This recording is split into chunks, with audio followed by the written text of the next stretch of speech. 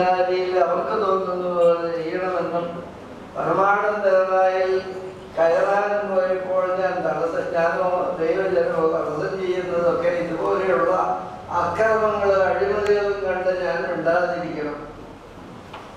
ഞാൻ പ്രതിനിധാനം ചെയ്യുന്ന ദൈവത്തിൻ്റെ ജനവും ഉണ്ടാതിരിക്കണം. അതിനുവേണ്ടി എന്തെല്ലാം ചെയ്യാമോ അതൊക്കെ മാധ്യമങ്ങളിപ്പോൾ ചെയ്തുകൊണ്ടായിരിക്കുന്നത്. ഇപ്പൊ ഇവിടെ നടന്ന പത്രസമ്മേളനത്തിൻ്റെത് ടെലിവിഷനിൽ കാണിക്കുന്നത് ഞാൻ കോടതി വിധിക്ക് എതിരാണ്. അങ്ങനെ ഒരു വാക്ക് എൻ്റെ വായിൽ നിന്ന് വന്നിട്ടില്ല. പക്ഷേ പല കോടതി വിധികളും വളഞ്ഞു തിരിഞ്ഞു വരുന്നത് ഞാൻ പറഞ്ഞിട്ടല്ലോ. സുപ്രീം കോടതിയുടെ ചീഫ് ജസ്റ്റിസ് ഇവിടെ വന്ന് പ്രസംഗിച്ചതല്ലേ 20% ജുഡീഷ്യറിയിൽ അഴിമതിയുണ്ടെന്ന് അദ്ദേഹം പറഞ്ഞ വാക്ക് ഞാൻ എടുത്തു പറഞ്ഞത് മാത്രമേ കോടതി വിധിക്കൊന്നും വിടാതെ.